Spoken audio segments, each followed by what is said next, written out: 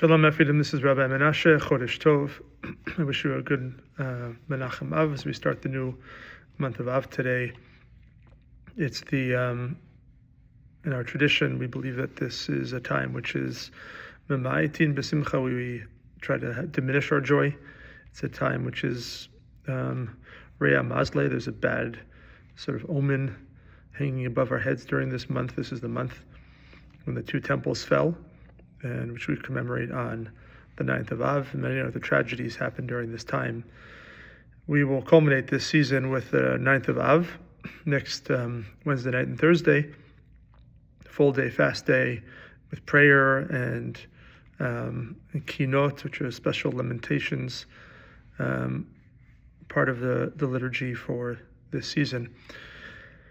The coincidence of the beginning of Sefer Devarim and the coming Shabbat of Shabbat Chazon, which is the name of this week's Torah portion, this week's Shabbat, which is titled Shabbat Chazon, Shabbat of Vision, the vision of Isaiah, always comes together that this Shabbat before Tisha B'Av, we always read the portion of Devarim. We begin the new book, the fifth book of the Torah, Sefer Devarim, of Deuteronomy, and it begins with appropriately a lengthy tochachad, a rebuke.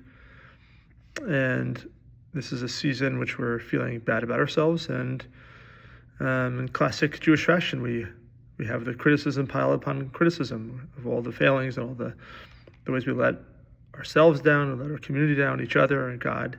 It's a history review by Moshe, who speaks all these words toward the people, and to remind them that they've got a lot of work to do.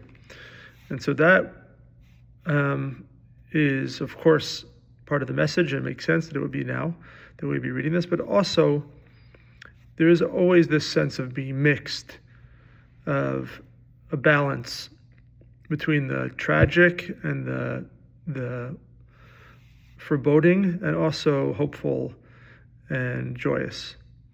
And you have to read the tochacha, the rebuke, as the Ramban says, Nachmanides in his introduction to this volume of the Torah, that it is at once a rebuke, but also a testament to God's love, because the rebuke is a reminder of the things that happened in the desert, particularly the sin of the spies, and why they were stuck in the desert for 40 years, and the faithlessness and the failings of the people.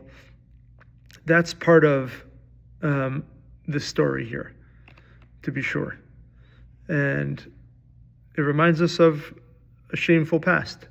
But also, Moshe is addressing the new generation of people who are about to go into Israel. So though there was this faithlessness and the sin and the punishment of being stuck in the desert, it also is a testament to the fact that we're now going in, that though God was angry, there is still a rachmanut, a love, a mercy that attends to that calamity and the fall and the destruction.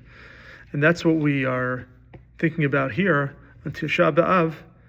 This is a calamitous time. This is a time that we feel distant. We say in our psalm, Gam ki azak yeshavea satam tfilati.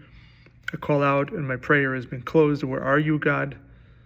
Where is God in these moments of travail? And it's a real feeling. This is a day of doubt and a day of wondering and questioning. When we ask questions which are maybe uncomfortable to ask, where is God? And why do we feel so distant? Why do we feel that there's such a pronounced distance? And on the other side, there is also the experience of God's with us. And that the fact that we are standing here, the fact that we are in the diaspora, and even though we are feeling hard-pressed and put upon, we are also standing. We've built Jewish communities that are stronger than any diaspora experience in America for sure, and in other countries as well. It's an incredible expression of Jewish commitment, of peoplehood. And in Israel, of course, there's so much tension from external and internal tension as well, which is very serious. But we look at Israeli society, there's never been more, a larger population of Jews in Israel. And the commitment to a Jewish peoplehood, the support for the military, the effort to try to protect the citizenry of Israel, those are reasons to say, I see, though it's difficult, I also have reason for great hope. So that's what this start of this month is Mamatin.